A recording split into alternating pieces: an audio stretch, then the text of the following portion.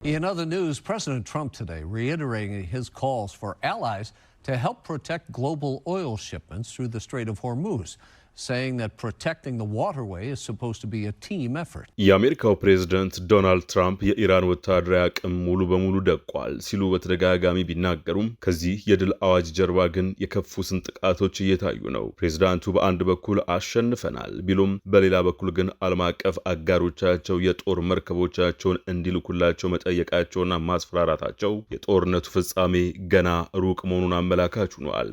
በዚህ ግብ ውስጥ ዋነኛው የመጫወቻ ካርዶን የወጣው ደግሞ የሆርሙዝ ወሽመጥ ነው። ኢራን ይህን ስትራቴጂካዊ የባህር በር በመቆለፍ እንደፈለገች የምትከፍተውና የምትዘጋው የፖለቲካ በር አድርገዋለች።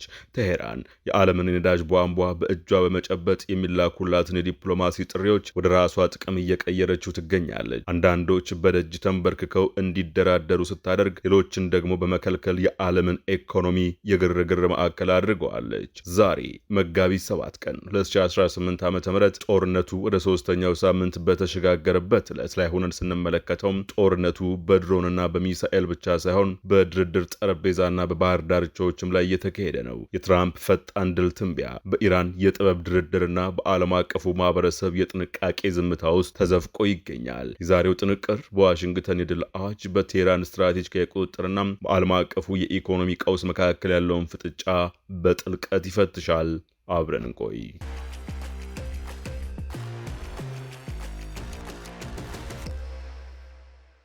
ከሳምንት በፊት ፕሬዝዳንት ዶናልድ ትራምፕ የኢራንን ጦር አስቀድሜ ያሸንፋለሁ በማለት ብሪታንያ ወደ መካከለኛው ምስራቅ መርከቦቿን በመላክ እንዳትቸገር ነግረዋት ነበር። በጠቅላይ ሚኒስትር ኬር ስታርመር ላይም ካሸነፍን በኋላ እርዳታ ልስጣችሁ ሲሉ ጠይቀውናል በማለት በኢትዮጵያውያን ብሂል የድል አጥቢያ አርበኛ አድርገው ተሳልቀውባቸው ነበር። አሁን ደግሞ የአሜሪካ የልዩ ግንኙነት አጋር የሆኑትን የኔቶ አባል አገራትንና ቻይናን ጭምር የሆርሙዝ ወሽመጥን ለመክፈት መርከቦችን እንዲልኩ ጥሪ እያቀረቡ ነው። ትራምፕ እርዳታ የማይመጣ ከሆነ ግን የአውሮፓ የአሜሪካ መከላከያ ጥላና በዚህ ወር ከቻይናው መሪ ዢ ጂንፒንግ ጋር ሊያደርጉት ያቀዱት ጉባኤ አደጋ ላይ ሊወድቅ እንደሚችል ፍንጭ ሰጥተዋል። ትራምፕ ለፋይናንሻል ታይምስ በሰጡት ቃል ያደረጉት ይህ ድንገተኛ ጥቃት የኢራንን ጦርነት ደጋግሞ እንዳሸነፉ ቢገልጹም ጦርነቱ ግን ገና ለማለቅ ብዙ እንደሚቀረው የሚያሳይ አዲስ ምልክት ሆኗል። ይህ በአሁኑ ክፍለ ዘመን ዋሽንግተን ከጠበቀችው በላይ የተሳበ የመጣ የመጀመሪያው የአሜሪካ ወታደራዊ ዘመቻ አይሆንም። ይህም የአስተዳደሩ ባለስልጣናት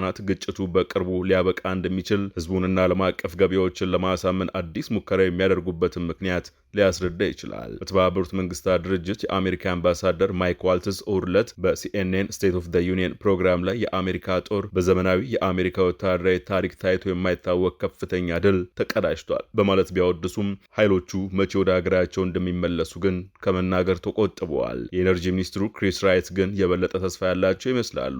በኤቢሲ ኒውስ ዲስ ዊክ ፕሮግራም ላይ ይህ ግጭት በእርግጠኝነት የሚቀጥሉት ጥቂት ሳምንታት ውስጥ ያበቃል፣ እንዲያውም ከዚያ ሊቀድም ይችላል ብዬ አስባለሁ ብለዋል። እስራኤል በበኩሏ በኢራን ወታደራዊና የደህንነት ኢላማዎች ላይ የምታደርገው አስፈሪ የአየር ድብደባ ቢያንስ ለተጨማሪ 3 ሳምንታት ሊቀጥል እንደሚችል ገልጻለች። ይህ ጦርነት በአጠቃላይ ያስከተለውን ውድመት ለመገምገም ጊዜው ገና ነው። የአሜሪካና የእስራኤል ጥምር ጥቃት በኢራን ወታደራዊ መዋቅርና በውጭ ዓለም ስጋት ላይ መፍጠር አቅሟ ላይ ከፍተኛ ጉዳት አድርሶ ሊሆን ይችላል፣ እንዲያውም የመሆን ዕድሉ ሰፊ ነው። ይህ ሁኔታ ከተረጋገጠ ትራምፕ ዓለምን ይበልጥ ደህንነት ተጠበቅ አድርጌያለሁ ለማለት የሚያስችል አሳማኝ መከራከሪያ ያገኛሉ። ነገር ግን የቅርብ ጊዜ ታሪክ እንደሚያሳየው የአሜሪካ ግዙፍ ወታደራዊ የበላይነት በጉልህ በሚታይባቸው በመጀመሪያዎቹ ጥቂት ሳምንታት ብቻ የአንድ ጦርነት ማንነትና ውጤት ሊወሰን አይችልም። ስለዚህ ዋይት ሃውስ አሜሪካን ከዚህ ግጭት በፍጥነት ማውጣት ስለመቻሉ ለሚነሱ ጥርጣሬዎች በርካታ ምክንያቶች ተደግነውበታል። ትራምፕ እርስ በርሱ የሚጋጭ ንግግር ግራ ማጋባታቸው እንደቀጠሉበት ናቸው።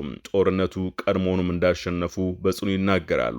ነገር ግን ጦርነቱ የሚያበቃው እርሳቸው በውስጥ ስሜታቸው አንዳች አይነት እርግጠኝነት ስሜት ሲሰማቸው ብቻ መሆኑን ይገልጻሉ።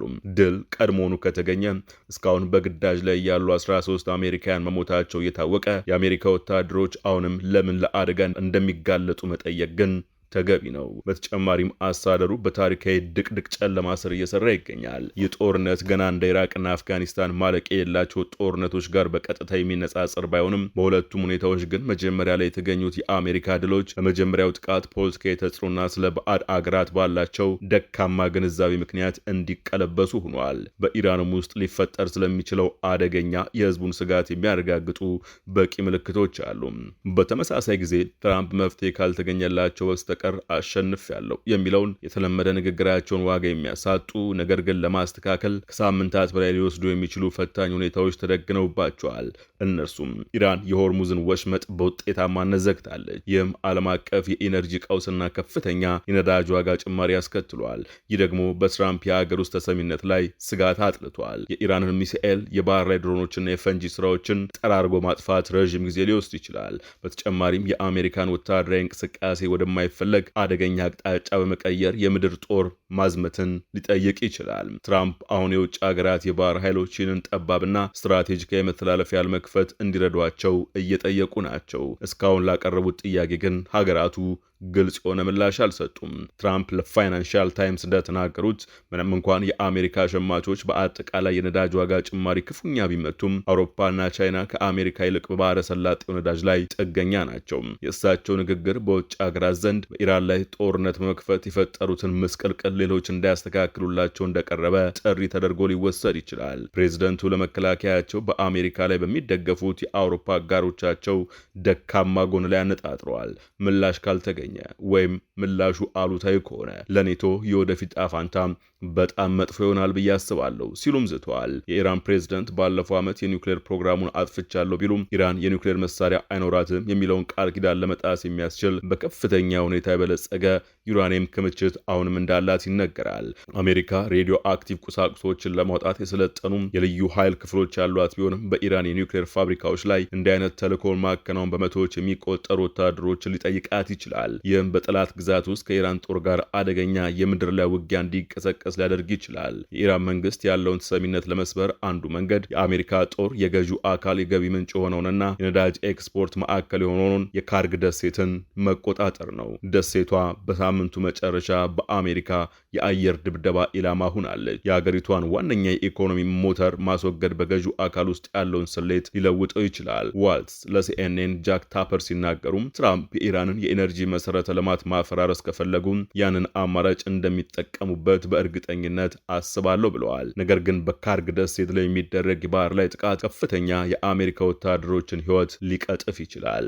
በተጨማሪም ኢራን ተቋማቱ በአሜሪካ ቁጥጥር ስር ከመዋላቸው በፊት ራሷ የምታወድማቸው ከሆነ የአካባቢ ጥበቃ ቀውስና የገበያ መፈራረስ ሊያስከትልም ይችላል። በኢራን ውስጥ ያሉት ፖለቲካዊ ሁኔታዎች ጦርነቱ የሚቆምበትን የጊዜ ሰሌዳም በትክክል ለማስቀመጥ አስቸጋሪ አድርገውታል። አሜሪካን በሚደግፉ የባህረ ሰላጤው ሀገራት ላይ የሚሰነዘረው የኢራን ድሮን ጥቃት ፍጥነት ቀንሷል። ይህ ምናልባት የአሜሪካና የእስራኤል ድብደባ የቴሄራንን የማጥቃት አቅም እያዳከመው ለመሆኑ ማስረጃ ሊሆን ይችላል።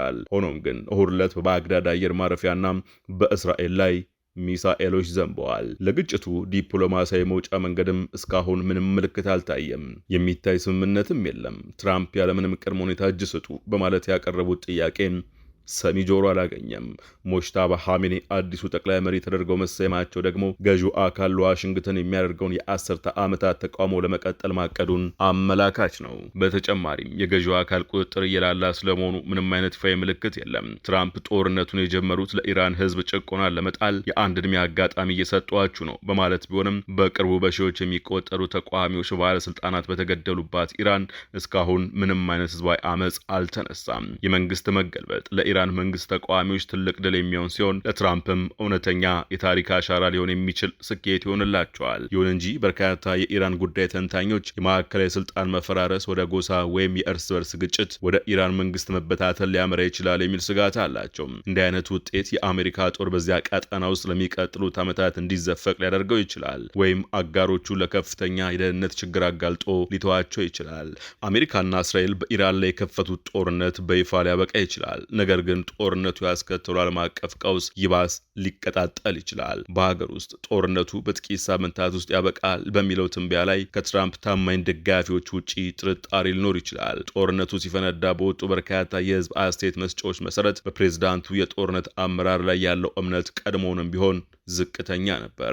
ሪፐብሊካኖች፣ ዲሞክራቶች በኮንግረስ የትራምፕን የጦርነት ስልጣን ለመገደብ የሚያደርጉትን ጥረት በመቃወም እስካሁን በጽኑ ቆመዋል። ይሁን እንጂ ውጊያው ለጥቂት ሳምንታት ብቻ ይቆያል የሚለው ማረጋገጫ በኢራን ውስጥ የሚካሄድ ረዥም ጦርነት የፓርቲውን የህዳር ወር የአጋማሽ ዘመን ምርጫ ድል ሊያበላሽ እንደሚችል በሪፐብሊካን ዘንድ መረዳት መኖሩን ያሳያል። የመከላከያ ሚኒስትሩ ፒት ሄግስ ባለፈው ሳምንት የጆርጅ ደብሊው ቡሽ እና የባራክ ኦባማን ፕሬዝዳንትነት ሲያሳድዱ የነበሩትን የኢራቅና የአፍጋኒስታን ጦርነቶች ከዚህ ጦርነት ጋር የሚያመሳስሉ ማናቸውንም አስተያየቶች ለማስቆም ሞክረዋል። በሁለቱም ሀገራት በጦርነት ያገለገሉት የመከላከያ ሚኒስትሩ ይህ በእንዲህ አይነት አደገኛ ማጦች ውስጥ የሚካሄድ ማለቂያ የሌለው ሀገር የመገንባት ሂደት አይደለም፣ ጨርሶ አይቀራረብም ብለዋል። ይሁን እንጂ አስተዳደሩ ስለ ጦርነቱ ኮንግረሱን ለማማከር ፈቃደኛ አለመሆኑ፣ የጦርነቱ የመጨረሻ ግብ ግልጽ አለመሆኑና የታየ የመውጫ ስልት ኤግዚት ስትራቴጂ አለመኖሩ ለዲሞክራቶቹ ቀድሞውኑም ክፍተት ሰጥቷቸዋል። እኔን የሚያሳስበኝ ወታደሮቹና እያገለገሉ ያሉት ሰዎች አይደሉም። እኔን የሚያሳስበኝ እንደ ፒት ሄግስ እና ዶናልድ ትራምፕ ያሉ የፖለቲካ አመራሮቻቸው ናቸው ብለዋል ፒት ቡቴጃጅ። እንደ አውሮፓውያን አቆጣጠር በ2014 በአፍጋኒስታን ያገለገሉት የቀድሞ የአሜሪካ የባህር ኃይል ተጠባባቂ ወታደር ቡቴጃጅ ሲቀጥሉም በወጣትነቴ በሐሰት ትርክቶች የተሸጠልልን ወይም የተጀመረን ጦርነት አይተናል። ይሄኛው ጦርነት ግን በማንኛውም ምክንያት እንኳ ትርክቱ አልተሸጠም። ፕሬዝዳንቱ ዝም ብለው ገብተውበታል ብለዋል። በሳምንቱ መጨረሻ ትራምፕ ስለ ጦርነቱ እቅዳቸውና መቼ ሊያበቁ እንደሚችሉ የበለጠ ግልጽነት ለማግኘት የሚጥሩ የዜና ተቋማትን በማህበራዊ ትስስር ገጻቸው አማካይነት አጥብቀው ተችቷል። የኢራን ድርጊቶች በባህረ ሰላጤው ሀገራት ላይ የምታደርጋቸው ጥቃቶችና የሆርሙዝ ወሽመጥን በተግባር መዝጋቷን ጨምሮ አስተዳደሩን በተደጋጋሚ ያስገረሙ በሚመስሉበት በዚህ የግጭት ሁኔታ ውስጥ እንዲህ ያሉ ጥያቄዎች መነሳታቸው ተገቢ ነው። ትራምፕ ባይዋጥላቸውም የስጋት ይበልጥ ጎልቶ የሚታየው ትራምፕ አልደግመውም ሲሉ ቃል ገብተውላቸው በነበሩትና በ21ኛው ክፍለ ዘመን በተካሄዱ የውጭ ሀገር ወታደራዊ ጣልቃ ገብነቶች የተነሳ ውድ ቤተሰቦቻቸውን ላጡ ቁጥር ስፍር የሌላቸው አሜሪካዊ ቤተሰቦች የሚሰማቸው ጥልቅ ሐዘን ምክንያት ነው። ያ አስከፊ የቅርብ ጊዜ ታሪክ መጨረሻቸው ለማይታወቅ አዳዲስ ጦርነቶች አሳማኝ ምክንያት ለማቅረብ እጅግ ከባድ የሆነ መስፈርት አስቀምጧል። ትራምፕ በኢራን ጦርነት ከሀገር ውስጥም ከባድ ተቃውሞ እየገጠማቸው ነው። ስለ ሆርሙዝ ወሽመጥ ምንም አይነት እቅድ አልነበራቸውም ሲሉ የአሜሪካው የዲሞክራቲክ ሴናተር ክሪስ መርፊ በኤክስ ገጻቸው ላይ ባሰፈሩ ጽሑፍ ገልጸዋል። ኢራን ወሽመጡን እንዴት እንደምታውከው በዝርዝር መናገር አልችልም፣ ነገር ግን በአሁኑ ጊዜ ወሽመጡን በሰላም እንዴት መልሰው መክፈት እንደሚችሉ አያውቁም ማለት ብቻ ይበቃል ብለዋል። ትራምፕ ኢራንን በቦምብ እንደሚደበድቡ ደጋግሞ ካስፈራሩ በኋላ ቻይና፣ ፈረንሳይ፣ ጃፓን፣ ደቡብ ኮሪያና ዩናይትድ ኪንግደም የባህር ወሽመጡን ደህንነት ለመጠበቅ የጦር መርከቦቻቸውን እንዲልኩ ጥሪ አቅርበዋል። ትራምፕ የኢራን ወታደራዊ አቅም 100% ወድሟል ሲሉ ቢገልጹም ቴህራን ግን አሁንም ቢሆን 1 ወይም 2 ድሮን መላክ፣ ፈንጂ መጣል ወይም በዚያ የውሃ መስመር አካባቢ የቅርብ ርቀት ሚሳኤል መተኮስ እንደምትችል ግን አልሸሸጉም። ትራምፕ በትሩዝ ሶሻል ገጻቸው ላይ ባሰፈሩት ጽሑፍ በዚህ ሰው ሰራሽ እገዳ የተጎዱት ቻይና፣ ፈረንሳይ፣ ጃፓን፣ ደቡብ ኮሪያ፣ ዩናይትድ ኪንግደም እና ሌሎችም የሆርሙዝ ወሽመጥ ሙሉ በሙሉ አናቱ በተቀላ ተሸናፊ ሀገር ስጋት መሆኑ እንዲያበቃ ወደ አካባቢው መርከቦችን እንደሚልኩ ተስፋ አድርጋለሁ ብለዋል። ቀጥለውም እስከዚያው ድረስ የዩናይትድ ስቴትስ በባህር ዳርቻው ላይ የቦምብ ናዳ ታዘንባለች፣ እንዲሁም የኢራን ጀልባዎችና መርከቦችን ከባህሩ ላይ እየመታች ታሰጥማለች ሲሉ ዝተዋል። በማንኛውም መንገድ የሆርሙዝ ወሽመጥን በቅርቡ ክፍት፣ ደህንነቱ ተጠበቀና ነፃ እናደርገዋለን ሲሉም ጽፈዋል። ከጥቂት ቆይታ በኋላ ትራምፕ ወደ ማህበራዊ ገጻቸው ኪቦርድ በመመለስ በሆርሙዝ ወሽመጥ በኩል ነዳጅ ለሚያገኙ የዓለም አገራት በሙሉ የጦር መርከቦቻቸው እንዲልኩ ጥሪ አቅርበዋል። አክለውም በዚህ ተግባር ላይ ለሚሳተፉ ሀገራት ዩናይትድ ስቴትስ ከፍተኛ ድጋፍ እንደምትሰጥ ገልጸዋል። በኢራን በኩል ያሉት አመራሮችም ለትራምፕ ንግግሮች ጠንካራ ምላሽ ሰጥተዋል። የእስላማዊ አብዮታዊ ዘብ የባህር ኃይል አዛዥ አሌሪዛ ታንግሴሪ አሜሪካ የኢራንን የባህር ኃይል አጥፍቻለሁ ወይም ነዳጅ ጫኝ መርከቦች አስተማማኝ ጥበቃ አድርጋለሁ ማለቷ ሐሰት መሆኑን በሰጡት መግለጫ ተናግረዋል። የኢራን የውጭ ጉዳይ ሚኒስትር አባስ አራቺም ይህንኑ ሐሳብ በማጠናከር ወሽመጡ ከአሜሪካና ከአጋሮቿ መርከቦች በስተቀር ሌሎች ዓለም አቀፍ መርከቦች ክፍት መሆኑን ገልጸዋል። አራቺ ሲቀጥሉም የሆርሙዝ ወሽመጥ ክፍት ነው፣ የተዘጋው በእኛና በአጋሮቻችን ላይ ጥቃት ለሚሰነዝሩ ጠላቶቻችን መርከቦች ብቻ ነው፣ ሌሎች ግን በነጻነት ማለፍ ይችላሉ። የአሜሪካና የእስራኤል ጥቃት በጀመረበት የመጀመሪያ ቀን የተገደሉት የቀድሞ ጠቅላይ መሪ አሊ ሐሜኔ ልጅ ሙጅታባ ሐሜኔ ስልጣን ከያዙ በኋላ በሰጡት የመጀመሪያ መግለጫ የሆርሙዝ ወሽመጥ በግጭቱ ወቅት ለኢራን እንደ ድርድር መሳሪያ ሆኖ እንደተዘጋ እንደሚቆይ አመልክተዋል። ለ13 ዓመታት በሮማንያ የባህር ኃይል ውስጥ ያገለገሉት የባህር ኃይል ደህንነት ባለሙያው አሌክሳንደር ሁዲስታኑ ትራምፕ ለሚመኙት አይነት ጥምረት የአሰራር ቅንጅት ዋነኛው እንቅፋት ነው ብለዋል። ይህም ማለት መሰረታዊ ተግባቦት ራሱ ችግር በሚሆንበት ሁኔታ የተለያዩ ክፍሎችና የተለያዩ የውጊያ መርህ ያላቸው መርከቦች አብሮ የመስራት ችሎታቸው ማለት ነው ብለዋል። በመቀጠልም ሁሪስታኒ ስለ ሆርሙዝ ወሽመጥ መልክዓ ምድራዊ አቀማመጥ ሲናገሩ እንዲህ ባሉ የጦርነት ስጋቶች ውስጥ ለመጓዝ በጣም አስቸጋሪ የሆነ አካባቢ ነው። በተለይም የሚሳኤል ስጋት ባለበት እንዲሁም መርከቦችን ሊያበላሹ ወይም ሊያወድሙ የሚችሉ ያልተመጣጠኑ የፈንጂ ስጋቶች ወይም ሰው አልባ የጦር አውሮፕላኖች ባሉበት ሁኔታ ነገሩ እጅግ ከባድ ይሆናል ብለዋል። ለመርከቦች ጥበቃ ድጋፍ መስጠት በጣም ውድ አማራጭ ሲሆን ሳታፊ የውጭ ሀገር የጦር መርከቦች ከኢራን ሊሰነዘርባቸው ለሚችል ጥቃት ተጋላጭ እንዲሆኑ ያደርጋቸዋል። ይህም ተጨማሪ ሀገራትን ወደ ጦርነቱ ሊጎትት ይችላል። ከኢራን አንጻር ሲታይ የባህር ዳርቻው በጣም ቅርብ መሆኑና ትክክለኛ የባህር ላይ መተላለፊያ እጅግ የተጨናነቀና ጠባብ መሆኑ በራሱ ትልቅ ብልጫ ይሰጣታል ሲሉ አክለዋል ባለሙያው። በመልክዓ ምድራዊ አቀማመጥ ኢራን አካባቢውን እንደ መቀጥቀጫ አድርጋ ትይዟለች። ቴህራን ካልፈቀደች በስተቀር መርከቦች የሚያመልጡበት መንገድ የለም። መተላለፊያውን ለመጠበቅ ለሚሞክር ለማንኛውም የባህር ኃይል ጥምረት ሌላው ዋና ፈተና የተልእኮው የጊዜ ሰሌዳ ነው። ተንታኙ ቀጥለዋል። ተንታኙ ሲቀጥሉም የወሽመጡን ደህንነት ማረጋገጥ ይቻላል። ጥያቄው ምን ያህል ጊዜና ምን ያህል ቁሳቁስ ያስፈልጋል የሚለው ብቻ ነው። ነገር ግን ስራውን በችኮላ ለማከናወን መሞከር ለተልእኮም ሆነ ለቀጠናው ደህንነት አሉታዊ መዘዞች ሊኖረው ይችላል ሲሉ አስጠንቅቀዋል። እስካሁን ድረስ የትራምፕን ጥሪ ተቀብሎ የሆርሙዝ ወሽመጥን ደህንነት ለመጠበቅ የጦር መርከቦቹን ለመላክ በይፋ የተስማማ አንድም ሀገር የለም። ይህ ሁኔታ ትራምፕ በዓለም አቀፍ ደረጃ ያላቸውን ተሰሚነትና አገራቱ በዚህ ግጭት ውስጥ በቀጥታ የመሳተፍ ፍላጎት ምን ያህል አነስተኛ መሆኑን ያሳያል። የቻይና የውጭ ጉዳይ ሚኒስቴር ባለስልጣናት ቤጂንግ ግጭቱ እንዲቆም ጥሪ እያቀረበች መሆኑን ገልጸው ሁሉም ወገኖች የተረጋጋና ያልተቋረጠ የኢነርጂ አቅርቦት እንዲኖር የማድረግ ኃላፊነት አለባቸው ብለዋል። ጃፓን በበኩሏ የጦር መርከቦቿን ለእንዲህ አይነት ተልዕኮ ለመላክ ያለው መስፈርት እጅግ ከፍተኛ መሆኑን ገልጻለች። የጃፓን ገዢው ሊበራል ዲሞክራቲክ ፓርቲ የፖሊሲ ኃላፊ ታካዩኪ ኮባያሺ ሲናገሩ ከህግ አንጻር አማራጭን ሙሉ በሙሉ ውድቅ አናደርገውም፣ ነገር ግን አሁን ግጭቱ ባለበት ሁኔታ ይህ ጉዳይ በከፍተኛ ጥንቃቄ ሊታይ የሚገባው ይመስለኛል ብለዋል። ፈረንሳይም መርከቦች ማትልክ አረጋግጣለች። የአውሮፓና የፈረንሳይ የውጭ ጉዳይ ሚኒስቴር ቅዳሜ ዕለት በሰጡት መግለጫ አቋማችን አልተለወጠም፣ የመከላከል ብቻ ነው ብለዋል። ይህም ፕሬዚዳንት ኢማኑኤል ማክሮን ፈረንሳይ በኢራን ላይ በሚደረገው ጦርነት አትሳተፍም በማለት የሰጡትን ማረጋገጫ የሚያጠናክር ነው። 70% ነዳጇን ከባህረ ሰላጤው የምታስመጣው ደቡብ ኮሪያ የትራምፕን መግለጫዎች በትኩረት እየተከታተለች መሆኑን ገልጻለች። በተጨማሪም የኢነርጂ ማመላለሻ መንገዶችን ደህንነት ለማረጋገጥ የተለያዩ እርምጃዎችን በሰፊው እያሰላሰልንና